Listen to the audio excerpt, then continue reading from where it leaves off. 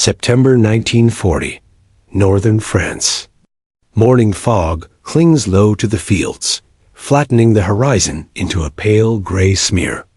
Wheat that should be standing tall lies trampled into the mud, crushed by the weight of boots and steel. The sound comes first engines. Then the columns appear. German trucks. Armored cars. Men packed tightly together, rifles upright, eyes forward. At the edge of a dirt road, a teenage girl stands beside a bicycle. She does not wave. She does not stare. She waits. Her hands rest lightly on the handlebars, knuckles rough from farm work, fingernails still dark with soil. She watches the convoy pass not with fear, but with attention. Attention learned from years of watching weather, animals, season's small changes that meant survival. Occupation, she learns quickly, is not only tanks and flags. It is timing. Control of roads. Who moves, when, and how fast. The Germans understand this. They seize intersections. They post guards at bridges. They inspect trucks, wagons, carts, anything that might carry weight or meaning. But bicycles pass through untouched. No papers demanded. No questions asked. Too small. Too ordinary. Too human to matter. She rides that afternoon, pedaling past a checkpoint with a basket of eggs balanced on the rack. A soldier barely glances up. The bicycle makes no sound beyond the whisper of rubber on dirt. She feels the strange safety of invisibility settle around her like a second skin. That night, she cannot sleep. From her bedroom window, she watches headlights creep along the road below, counting them, measuring gaps. She begins to understand something the occupiers do not.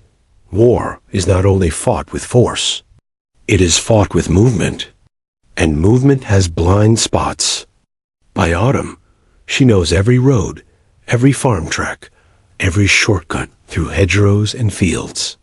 She learns which bridges are watched and which are forgotten. She learns which patrols linger and which hurry through. The paradox sharpens quietly. Armies struggle to move unseen. She moves everywhere. And in that ordinary freedom, the front line shifts from the battlefield to the road beneath her wheels. Spring 1943. The countryside between depots and forests. By day, she is exactly what she appears to be. A farm girl running errands, delivering milk, carrying seed, pedaling between villages with mud on her hem and wind in her hair. She rides with the relaxed rhythm of someone who belongs on these roads. By night, the same bicycle becomes something else. A relay. She memorizes routes instead of maps, names instead of addresses. She carries nothing written that could betray her. Messages are stitched into clothing, folded into shawls, committed to memory with the discipline of prayer. Timing becomes her weapon. She learns that German trucks are fast but predictable. They need fuel. They need clearance. They stop when ordered. Bicycles do not.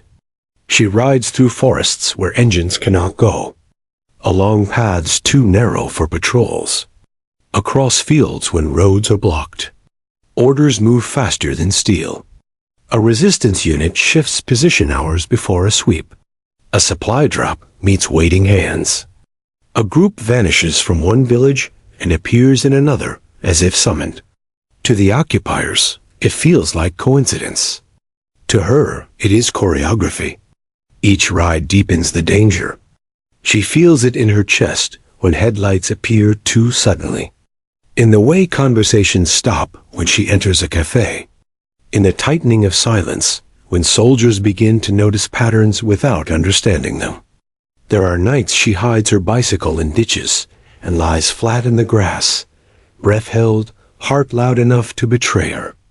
There are mornings she wakes unsure whether courage or habit carries her forward. But the work continues. Not because she believes herself brave, but because stopping would mean undoing everything already set in motion. Steel is heavy. It turns slowly. Pedals do not. And in that difference, entire units move, survive, arrive. Still unseen. August 1944. France exhales. The sound is different now. Bells, shouts, engines that do not stop. Allied vehicles roll through towns where silence once lived. Resistance fighters emerge from forests as if they had always been there. Because they had. The advances seem sudden, clean, efficient. Histories will later call it momentum. She watches from the roadside, her bicycle leaning against a stone wall, paint chipped, chain worn thin. She does not cheer loudly. She does not step forward. Her work is already disappearing. Messages are no longer needed. Routes lose their secrecy. Names fade back into anonymity. The network dissolves without ceremony by design. After the war, officers speak of logistics and coordination, of strategy rooms and decisive moments. Photographs show men pointing at maps. No one photographs bicycles. She returns to the fields, to ordinary life, to roads that now belong to everyone again. Children ride where she once carried war on two wheels. Trucks pass freely, unaware of the silence that once mattered so much. She never corrects the record. History prefers engines. It prefers command. It prefers victories that can be explained without admitting how fragile they truly were. But some wars are moved not won by those who understand time better than force, by those who traveled light enough to remain invisible.